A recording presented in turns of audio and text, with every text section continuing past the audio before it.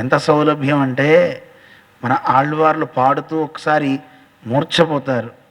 నమ్మాళ్వారు ఎత్తిర మురళినోడు ఇణైందిరుందేంగియ వెలివే.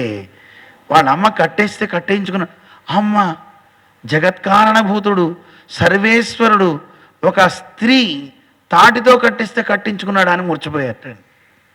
అంత అంత గొప్పవాడు. ఎవరైనా ఆయన కట్టగలరా అండి?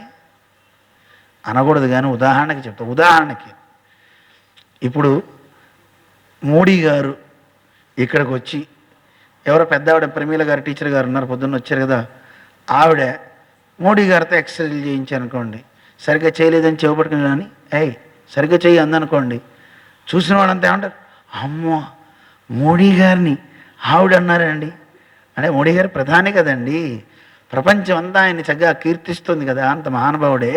అలాంటి మహానుభావుడు ఈవిడ దగ్గర చేతులు కట్టుకుని ఉన్నారే ఆ టీచర్ గారు. 80 ఏళ్ళు ఆవిడ. పొద్దున్న ఎంత బాగా చేసిందండి ఆవిడ, 80 85. ఇంకా అందరితో కూడా టీచర్గా ఉన్నప్పుడు అందరితో చేయించిందట ఆవిడ. అందరు ఆశ్చర్యపోతారా పోరా చెప్పండి? మనం ఈ లోకంలో ఉండే ఒక గొప్ప వ్యక్తిని అలా చేస్తేనే మనం అంత ఆశ్చర్యపోతామే. అంతెందుకు, గంగా నది అలా యమునా నది దాన్ని చక్కగా నీట్గా తయారు చేసినటువంటి వాళ్ళందరూ కార్మికులందరూ చక్కగా చేస్తే అయిపోయిన తర్వాత వాళ్ళందరినీ కూర్చోబెట్టి పాదపూజ చేశాడు ఆయన. ఆశ్చర్యం ఇలా ఎంతమందికి తెలుసు? అది ఆశ్చర్యం వేస్తున్నాయి ఇదా? అసలు ఆలోచనలు ఎవరికి రావండి. అసలు ఆ కూర్చునేవాడు ఎంత బెరుగ్గా కూర్చున్నాడండి, ఇలా ఇలా కూర్చున్నాడండి.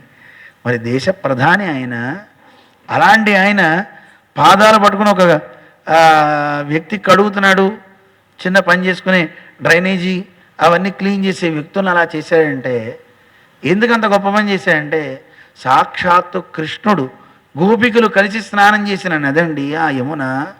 అలాంటి ఆ యమునా నదిని వాటిని శుభ్రపరిచారంటే వాళ్ళెంత పునీతులు. అందుకని వాళ్ళ పాదాలు నేను కడుగుతా అని కడిగాడు ఆయన.